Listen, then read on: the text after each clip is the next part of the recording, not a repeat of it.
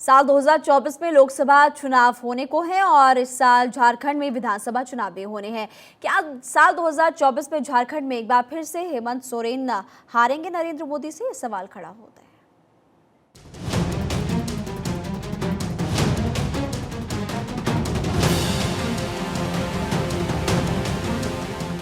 जिस तरह से बिहार में लालू प्रसाद और नीतीश कुमार इस भरोसे में हैं कि वो अपने दम पर भाजपा को हरा देंगे, उसी तरह का भरोसा झारखंड में हेमंत सोरेन ने पाला है।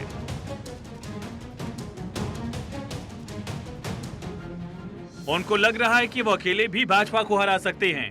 हालांकि ऐसा मानने का कोई ठोस आधार नहीं है, क्योंकि झारखंड मुक्ति मोर्चा के पास लोकसभा चुनाव में लोगों को ऑफर करने के लिए अलग कुछ भी नहीं।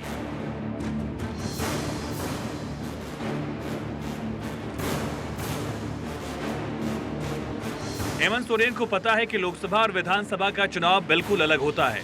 2019 के मई में हुए लोकसभा चुनाव में भाजपा 14 में से 12 सीटों पर जीती थी, लेकिन 6 महीने बाद ही दिसंबर में हुए विधानसभा चुनाव में भाजपा 25 सीटों पर सिमट गई, जबकि लोकसभा की सिर्फ एक सीट जीतने वाली जेएमएम 30 विधानसभा सीट जीत गई। लोकसभा चुनाव के समय लोगों के मन में भाजपा और नरेंद्र मोदी को लेकर उत्साह था, तो उन्होंने जमकर भाजपा को वोट किया।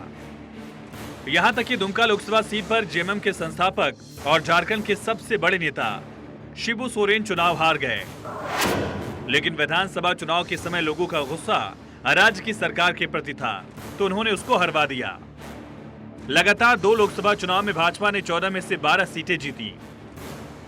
2014 में जेएमएम को संथाल परगना में 2 सीट मिल गई थी, लेकिन 2019 में उसे संथाल परगना में 1 सीट मिली और दूसरी सीट कोल्हान में कांग्रेस को मिली। पूर्व मुख्यमंत्री मधु कोड़ा की पत्नी गीता कोड़ा कांग्रेस की टिकट पर सिंहभूम सीट से जीती। पिछले 2 विधानसभा और लोकसभा चुनाव का संदेश ये है कि झारखंड के आदिवासी हों, पिछड़े हों या दलित हों, सवर्ण हों या बाहरी हों, वो प्रादेशिक पार्टियों के मुकाबले राष्ट्रीय पार्टियों को तरजीह देते हैं। इस बार भी स्थिति अलग नहीं है, लेकिन पिछले विधानसभा चुनाव में 30 सीट जीतने के उत्साह में हेमंत सोरेन कांग्रेस को किनारे कर रहे हैं। वो पहले से ज्यादा लोकसभा सीटों की मांग कर रहे हैं। वो अपने को सबसे बड़ी पार्टी बताकर ज्यादा सीटों पर लड़ना चाहते हैं, जिससे कांग्रेस और दूसरी सहयोगी पार्टियों से तालमेल गड़बड़ा रहा है। जेएमएम का दावा बराबर सीटों पर है, जबकि लोकसभा चुनाव में हमेशा कांग्रेस ज्यादा सीट पर लड़ती रही है। ऊपर से राजद, जदयू और लेफ्ट पार्टियों को भी सीट देने का दबाव है। ज्यादा सीट लड़ने की जेएमएम की जिद से जमीनी समीकरण बिगड़ सकता है। अभी तक जेएमएम को आदिवासी राजनीति पर एक छत्र अधिकार का भरोसा था, लेकिन भाजपा ने बहुत सावधानी से आदिवासी कार्ड की काट खोजी है।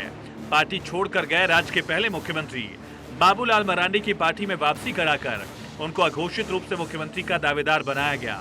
वो भाजपा के प्रदेश अध्यक्ष हैं।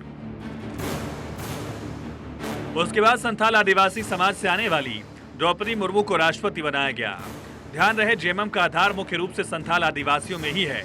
इसके बाद छत्तीसगढ़ में पहला आदिवासी मुख्यमंत्री बनाया गया। झारखंड के आदिवासी नेता अर्जुन मुंडा को कृषि जैसा भारी भरकम मंत्रालय देकर उनका कद भी बढ़ाया गया है। सो आदिवासी कार्ड की काट भाजपा ने खोज ली है। इसके बाद दलित समाज से आने वाले अमर बाउरी को विधायक दल का नेता बनाया गया और पिछड़ी जाति के जेपी पटेल को सचेतक बनाया गया है। जाति गणना और आरक्षण बढ़ाने की राजनीति करके विपक्षी गठबंधन इंडिया ने अगड़ी जातियों को नाराज किया, जिनका स्वाभाविक रुझान भाजपा की ओर है।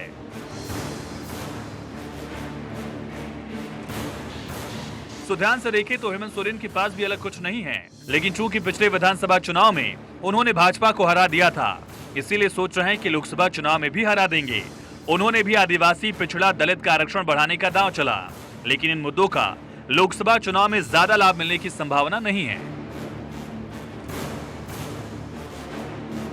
Bureau report, Bharat 24।